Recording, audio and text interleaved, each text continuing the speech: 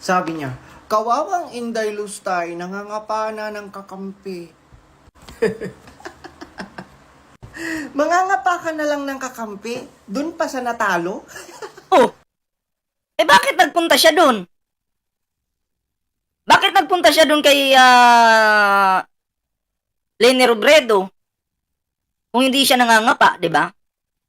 Anong ginagawa niya doon? Pinaplastic niya yung si Leni Robredo?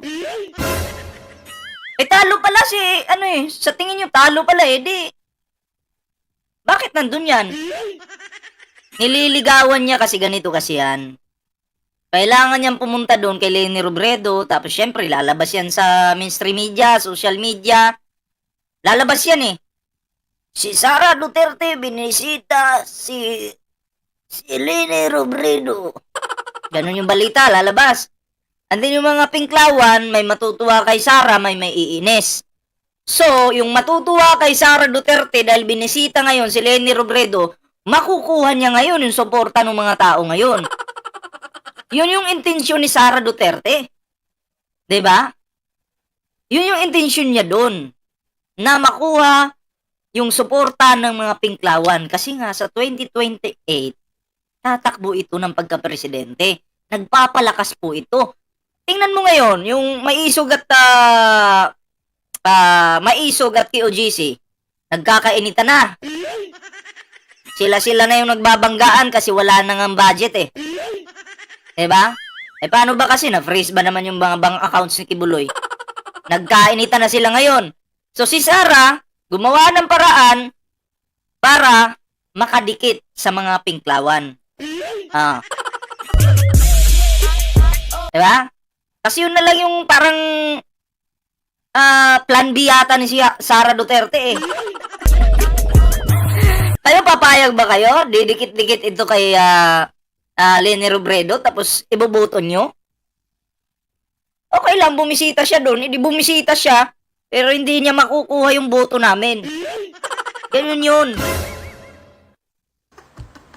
Oy, salamat po sa kay Aishrin Lagmay. Salamat po sa palike sa ating live ngayon. Okay ka lang? Hindi ba pwedeng nakaselebrate lang siya doon sa piyesta? Hindi ba pwedeng, as a sign of respect, kasi former Vice President si Leni Robredo, di ba? Sa past admin, hindi ba pwedeng ganun lang? Ano ba? Kailangan ba talaga? Kailangan ba talaga na ganyan ang magiging rason dahil nangangapa ng kakampi?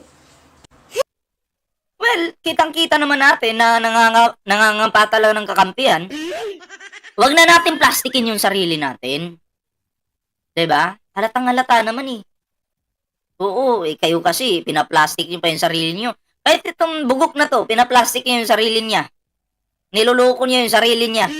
Rita Perez, shoutout po, magandang hapon, at kay Agassi Jing. Kung may Agassi Ching, meron ding Agassi Jing. O, 'di ba? Sige, tuloy natin to. Diba? Ang problema sa inyo, yung politika, nilalagay nyo sa utak nyo. Kasi yun yung reality eh. Yun yung nakikita ng mga Pilipino.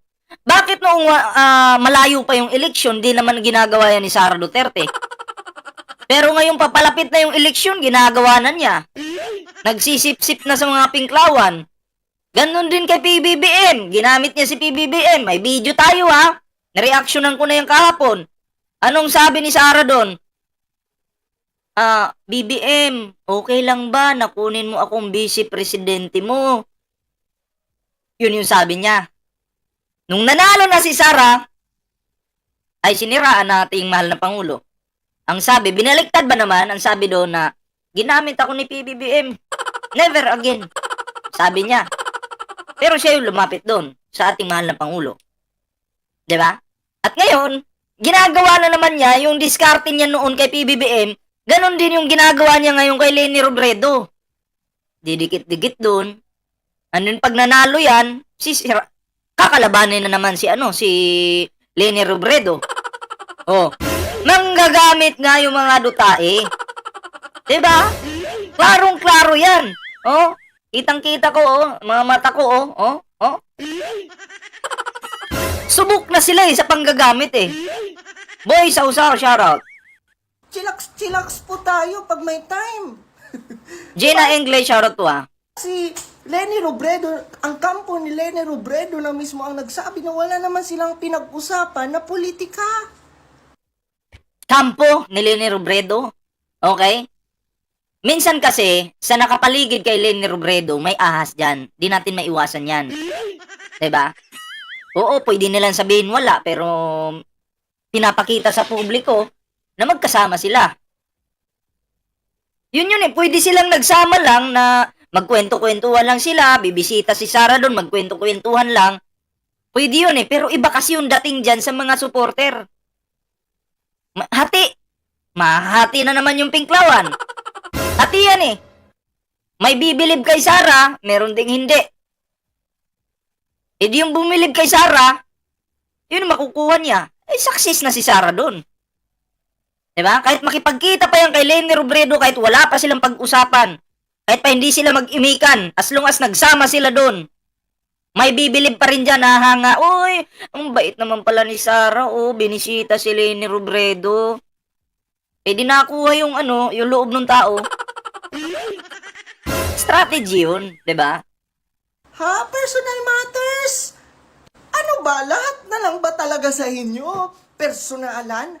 Ganun din naman kayo kay Pangulong Bongbong Marcos Kahit kabutihan yung ginagawa niya para sa ating bansa, pinipersonal niyo, mga animal kayo.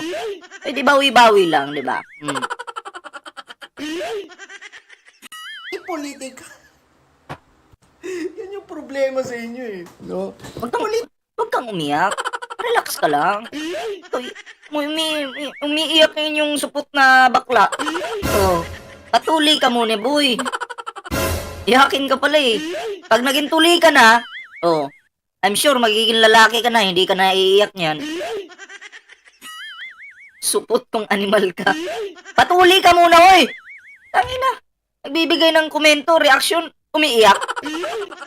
Politika lang tayo, Chong. Diba? Politika lang. Wag na nating personalin lahat. Katulad ka rin ni Trillanes Si Trililing, silos na silos no? Diba? Kasi yun na nga, Oy, Tiger99 2.0 shoutout. Support po natin si Tiger99. Ayan, may channel po yan. met si VP Inday Sara at saka si Leni Robredo. And ako for me, mga lods, what's wrong with that? Okay nga diba? Cute. What's wrong with that? Your English is good, but you need brain. Brain. Wala kang utak. KO! Problema kasi sa inyo, lahat politika sa inyo. Ang problema kasi sa inyo, pinipersonal nyo. Ito ngayon, ang Pangulo natin, pag tumulong, nung may bagyo may bagyo. May mga binagyo. Tumulong yung ating Pangulo. Time na si Sara Duterte nandun sa ibang planeta. Tumulong ating Pangulo, namigay ng ayuda, tapos anong sinabi nito? Pakitang tao. Si BBM nyo, sabi niya, pakitang tao daw. Kaya niya ginagawa yan kasi nagbabait-baitan, pero sinasabihan pa niya, magnanakaw naman. Wala ka namang patunay. Ngayon, pag kami ang nagbigay ng komento kay Sara Duterte tuloy. Sasabihin nyo, ang sasamaan yung tao. Oo, lahat na lang pinapansin nyo. Diba? Ang tatangal, diba? Shoutout kay Cesar Sanchez sa magandang hapon. Yun yung totoo kitang-kita dito Kahit sino pa yung tumingin dito, halatang halata, diba? Sabi ko nga, okay sana yan kung noon pa lang, malayo pa yung eleksyon, ginawa na niya yan, or ginawa na ni Sara yan. Kaso wala diba? Lapit na kasi eleksyon, kaya kailangan na magpakitang tae. Diba? Pakitang tae na. Kasi dutae po sila. Sige na, magpakitang tae na kayo dyan. Grabe. Oy, 799 like, salamat po And besides, okay sige, kasi ikaw mismo ang nagsimula Sorry pero hindi nga nangalahati. Diba? Hindi nga nangalahati si Leni Robredo sa mga botong nakuha ni VP Inday Sara. Diba? Sa election, for your information. Kung iisipin mo, anong mahihita ni VP Inday Sara? Ito nagtataka ako sa bayot na to kasi every time nagagawa siya ng content, may mga cut po yung kanyang video. Hindi mo ba kayang, hindi ba masyadong nagfa-function yung utak mo? 'Di ba? Ano yan? Scripted yung mga pinagsasabi mo dyan? Kasi may mga cut siya eh. May mga cut. 'Di ba? Scripted ba yan? Kasi kami dito, pag nagla-live kami, walang cut ito. Tuloy-tuloy ito. Kasi 24 hours gumagana yung utak namin. Sa'yo, ilang 3 minutes lang. 3 minutes lang gumana yung utak mo. Ilang kilobyte ba yung ano nito, yung capacity ng utak nito? 3 minutes na nga lang yung gagawin mo, may mga cut pa. Ano yan? Ano yan? Gagawa ng 10 seconds na na words or salita niya. After niyan, cut. Mag-iisip na naman. Ano pa ba sasabihin ko nito? Ano pa ba? Hindi kasi gumagana yung utak nito eh. Alam ko na. Tuloy. Continue. Yun. 'Di ba? Bobo. Yan na nga lang yung ginagawa niyong video, may mga cut pa. KO! Di ba? Kung politika talaga yung kanyang sadya doon, anong mahihita niya kay VP? Anong makukuha niya kay VP Inda? Kay VP Lenny, di ba? May mga cut, 'di ba? May cut na naman, Pagmasdan niyo yung cut ha, pagmasdan niyo, Tanya kay VP. Anong makukuha niya kay VP Inda? Kay VP Lenny, di ba? Nagloading. Sabi niya kay VP Cut, nakalimutan ko yung pangalan. Sino nga yung VP na yun? Nasa utak niya eh. Cut. Sino nga yung VP na yun? Tanya ha? Makukuha niya kay VP Inda? Kay VP May cut. Lenny, di ba? Diba? May cut, diba? Nakalimutan niya yung pangalan ni Leni Robredo. Bobo ka talaga. Napakabobo mong tao ka. Pinanganak ang bobo sa Davao. Pinanganak ang bobo sa Davao. Nagloading nga yung utak eh. Kala ko internet lang yung nagluluding.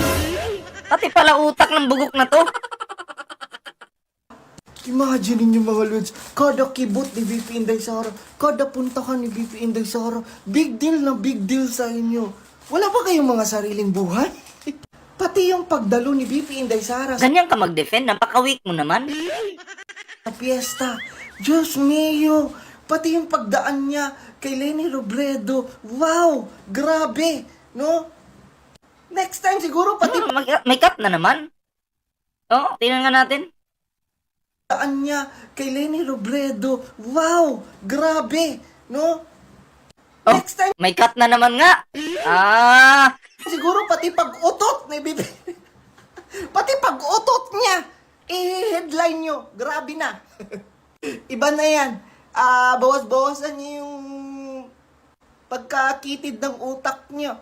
No? May mga buhay po tayong lahat. Hindi lahat politika. No? Chillax lang po tayo.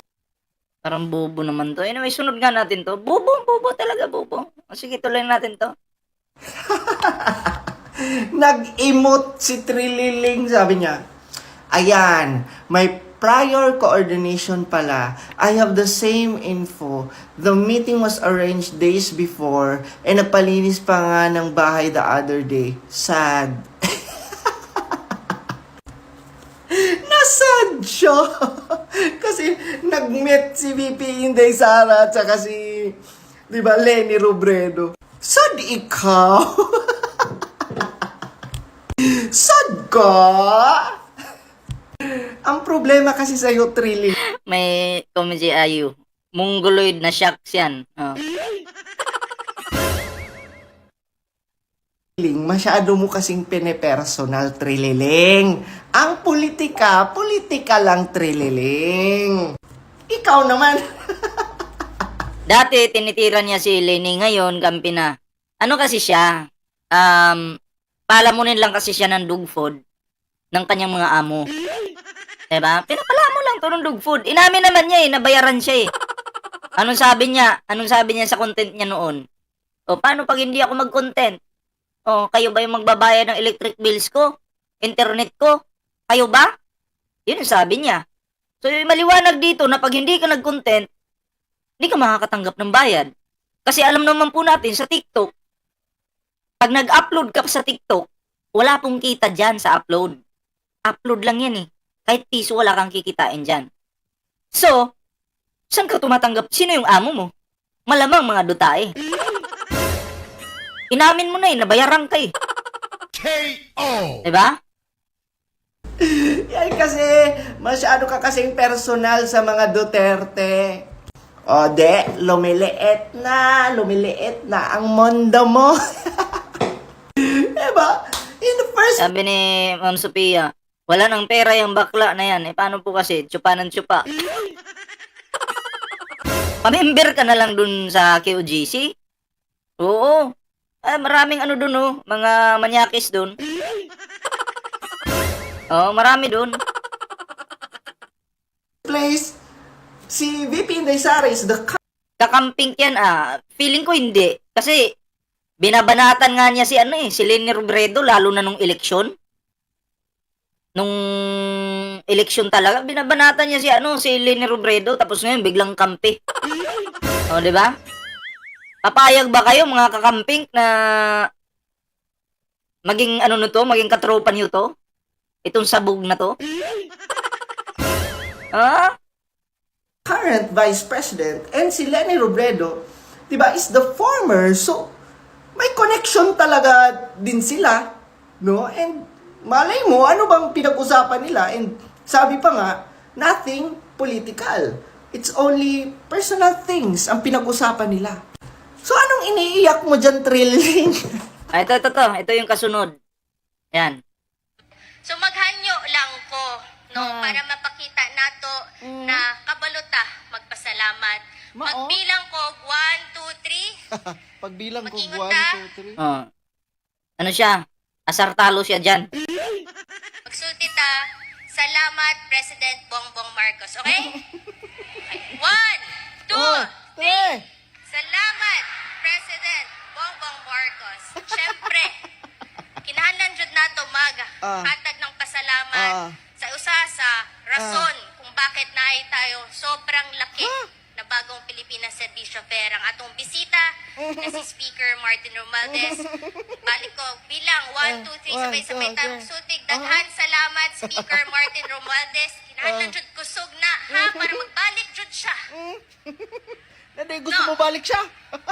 So magbilang ko 1 2 3.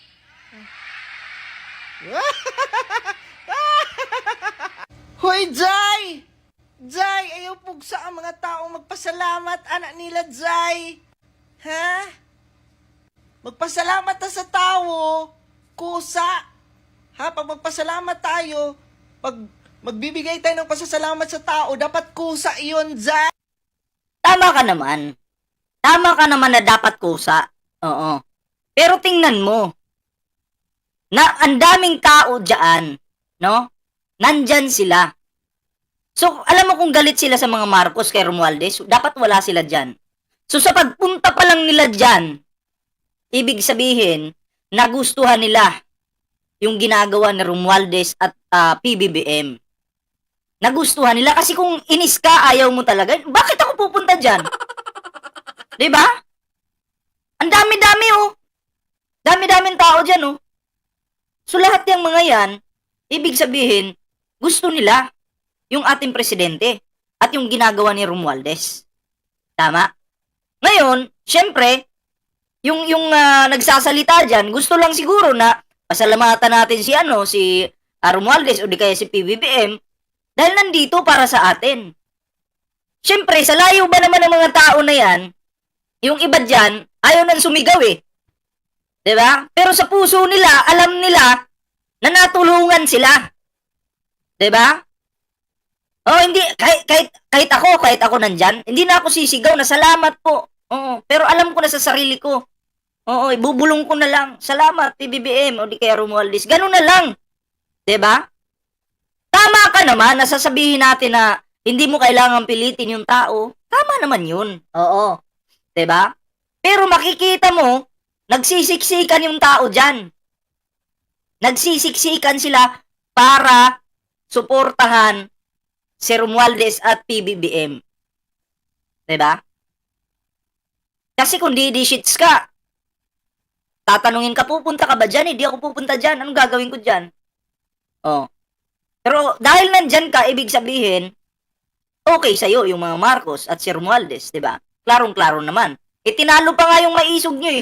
Ilang piraso kayo sa maisog? 20 piraso? 30 piraso? Ha? Ilan kayo? Ang bihira naman to. Temo, mukha ng baklang ito, oh. Kakatsupa lang yan. Day, hindi pinipilit mo. Natatawa na lang ako mga lods. Inuuto talaga nila ang mga tao. Diyos ko. Ibang-iba talaga sa Duterte administration. Ibang-iba daw talaga, oh. Diba? Kasi ngayon, pansinin mo yung si Migs, di ba? Pinipilit niya ang taong magpasalamat kay PBBM at kay Speaker Romualdez. Yaks! Jai! Makayak naman to eh. Kumakain ka nga ng itlog. Makayak ka naman! Balita ko nga yung lalaki dyan sa Davao, sinupa mo daw eh. KO. Hindi pa naligo yun. Ba't di ka nagyak? Makayak naman to. Kala mo hindi kumakain ng itlog at titi. Uy! Ayusin mo nga yung ano mo. Pananalita mo. Huwag kang magyak-yak dyan. Alam namin kung anong kinakain mo. Lorna Oliva, shoutout po ah. Yummy daw. Oh, Kuya Pijay.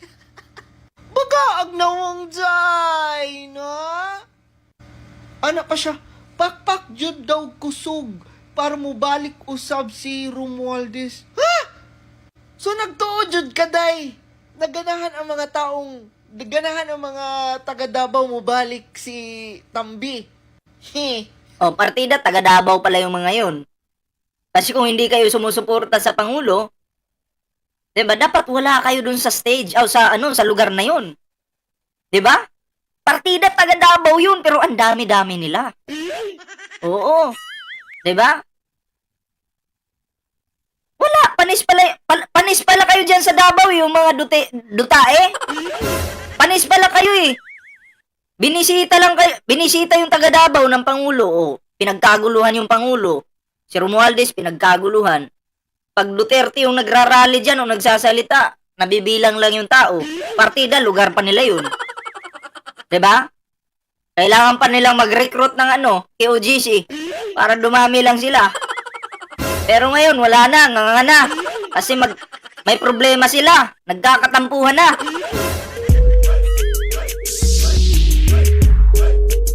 Ayun lang. Patay tayo dyan. Diba? Nako po.